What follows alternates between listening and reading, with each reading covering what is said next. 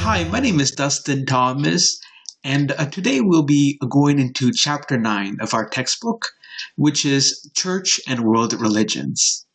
This is quite an interesting topic. So before we begin, I'd like to just introduce myself. My name is Dustin Thomas. I teach the 12th grade CCD at the Sacred Heart Cananea Catholic Church in Tampa, Florida. So I'm happy here to be doing this presentation. I find this topic very fascinating and very useful in life here. Okay, so we'll begin here. So what we'll be learning today here. Basically, today's lessons, when we give you the overview for today, first we're going to be learning what's the reason why we, in a catechism class, Catholic CCD program, why are we learning about different religions or different faiths? So we'll be answering that. The second of all, we'll be discussing about the Catholic approach to dealing with non-Christian religions as Catholics there. Okay, and then third, we'll be discussing the origin of religious beliefs there. So we discuss how religious beliefs and different religious beliefs have originated there. And finally, we're going to be discussing about basic philosophies with about 10 different religions. So I just want to emphasize that we're going to touch upon just the basics of each religion. Unfortunately, there's so much information out there, and it will take so many class hours to go over, each religion deeply. So we're only just going to cover up the basics, because unfortunately we only have one class to cover that there. Okay, so moving on here. So to answer the first question, why are we learning about different religions, as Catholics? The reason why is because we're living in a diverse world today, especially here in the United States. I know you all are 12th graders and you're going to be going to college. And when you go to college, as I went to college before, I have experienced, you'll be seeing all different types of faith everywhere. It's not just, your normal, typical Catholic friends that you might be growing up with. There are going to be so many different people with different ideologies, different lifestyles. And you also will have a lot of international students. So you'll be exposed to a lot more diversity in college, and especially in the workplace. So we want you to have an idea about different world religions because, out in the workplace, for example, I had a friend who wanted to impress his a client who was Hindu and didn't know about the religion. So he ended up taking her to a steakhouse. And, obviously many know that Hindus don't eat beef. So, we don't want these kind of situations to happen to you guys there. So it's very important to know a little bit about the world, a little bit about different philosophies. And another thing is, if you use the Catholic approach to non-religions and if you do it the right way, you can actually be inspired by other religions. For example, I had another friend. He went on a road trip with a group of Muslim guys, and and then they would actually, while in the highway, they would pull over from the highway and stop and get out of their car and start doing their prayer. He was so amazed by their devotion to their faith that he started questioning his devotion to his own faith. So that actually helped them to get into Catholicism and become more spiritual and more religious in his own faith there. Observing other faiths can actually also inspire you there. And last but not least, we'll be learning in the next slide that the Catholic Church itself and its doctrine is, promotes diversity of and inclusion of other religions into, into respecting other religions and respecting other faiths there. So we'll go further into that here. So what is the Catholic approach to other religions there? So back in the, after the Vatican Council to, 1965, there's a doctrine that came out called the Nostra Aetate.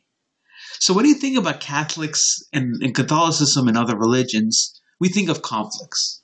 We think of the Crusades. We think of the Catholic and Protestant conflicts in Ireland.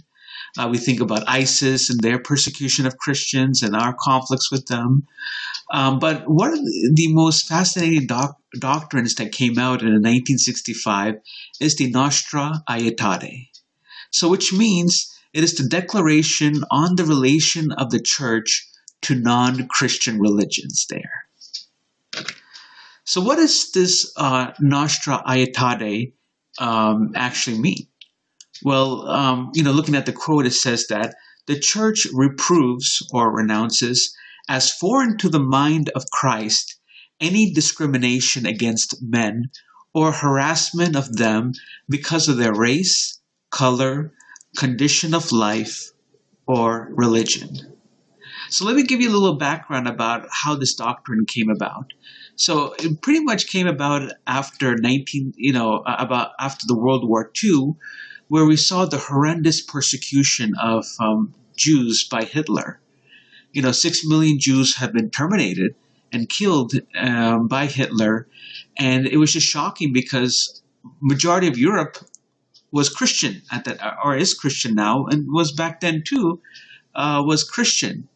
And so, and then also, a lot of people there was a kind of a conflict saying that, well, the Jews are not really Christian, so are they our concern? Or should we help them out because they don't follow our faith, so why should we be helping them out? So they had all these conflicts and questions in mind. So that's why the Catholic Church wanted to clarify that, that it is foreign in the mind of Christ that we discriminate people based on their race and especially based on their faith. So in other words, we have to provide dignity and non-discrimination to people of other faiths. Okay, so in the Nostra Aetate, it says here, we do not deny or reject anything that is truthful and holy in other religions there. Okay, so, and then they believe there are elements of truth and presence of God in all religions. So basically saying each religion has scatters of God in them, or scatters of truth in them. So we should not condemn any religion or condemn anyone who follows a different religion.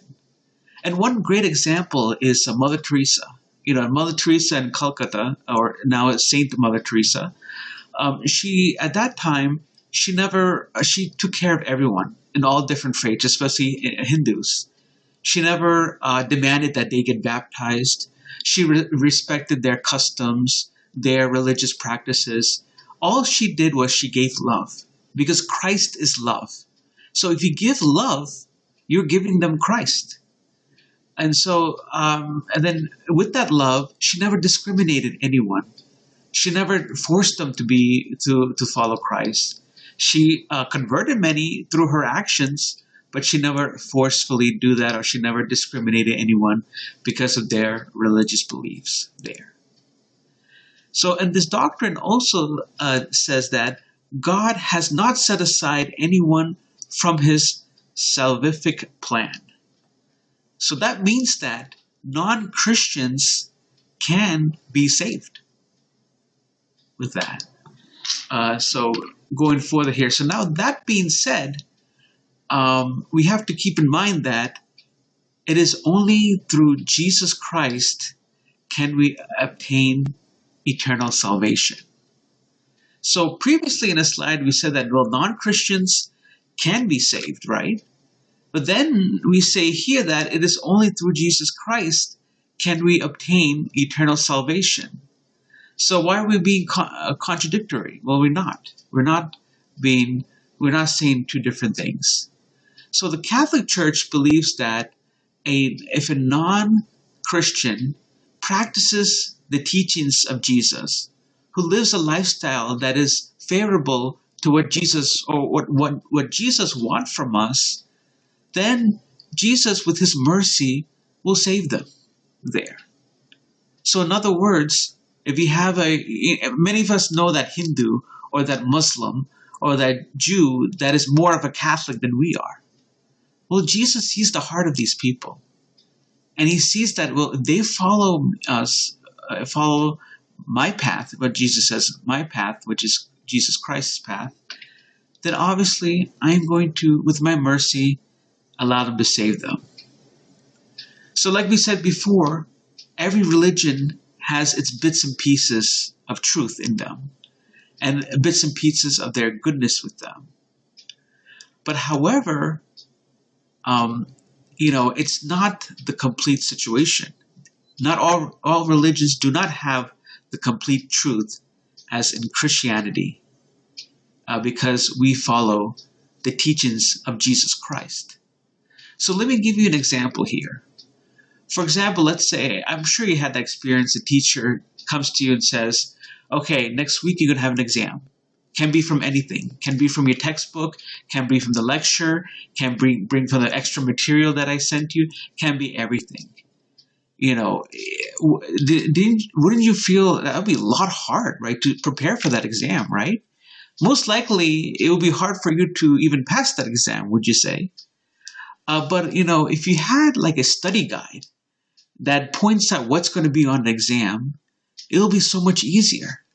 So that is what, being as baptized Catholics, we have that study guide.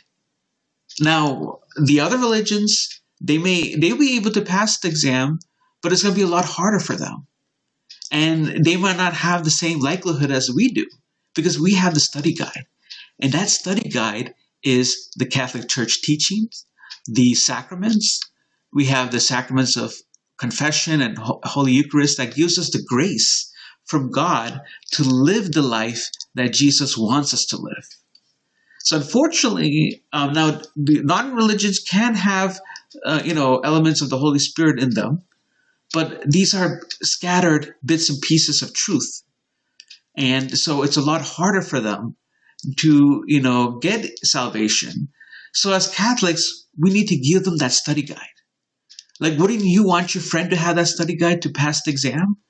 So we have to still evangelize to our non-Christian friends. And that being said, Jesus said to him in John chapter 14, verses 6, I am the way, the truth, and the life. No one comes to me, to the Father, but through me.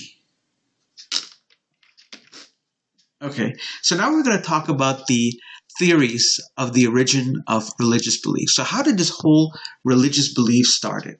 How did man start having these religious beliefs? Well, there are several theories. We don't know the exact truth, exactly how it all started, how different religions come out, but they have several theories. So the first one are from the evolutionist, which says that, well, as humans, as we become more intelligent, more aware of different situations and these different phenomena that are happening, humans needed a way to explain things. So evolutionary, it was a method of us explaining the crazy things that happen in this world that we could not figure out. So that's what the evolutionists say. Now the psychologists say that it is, religion was a way that it helped us with our consciousness to help us so that we don't become destructive and then we don't go into failure. So it's kind of like religion is like a self-help method to help us in our psychology. That's what the psychologist said. That's how religious belief came about. Now, the social scientists, they believe that religion came about because, societies that had a religion They were more communal. They helped one of each other. They didn't help. They didn't focus on their self-interest. So those societies became to prosper. So religion grew because societies that practiced the religion grew and became more prosperous there. And then the spiritual scientists say that the reason why the whole idea of religion came about is because of man's deep spiritual desire to search for truth. So, the spiritual scientists say that, we, as human beings, we have that deep spiritual desire from our soul to know the truth, to seek God. And so this is the reason. So religion was the way to fulfill that desire there. So what is the term world religions, or religion specifically? So religion can be defined as an opinion. So religion is basically an opinion to a question. Who do we come from? Who created us? Or why are there suffering in this world? Or what do we do when we die? Those are, religion answers those. So there are opinions of those questions that we have as human beings. Okay. Also, religion can be defined as relation or to relate. So religion can be a medium for us to have a relationship with God or a supernatural being, or for us to relate to a supernatural being there. So what we're going to be doing in part 2 is we're going to go through 10 different religions. We're going to talk again, like I said before, the basics of those religions. So stay tuned for part 2 to review these religions.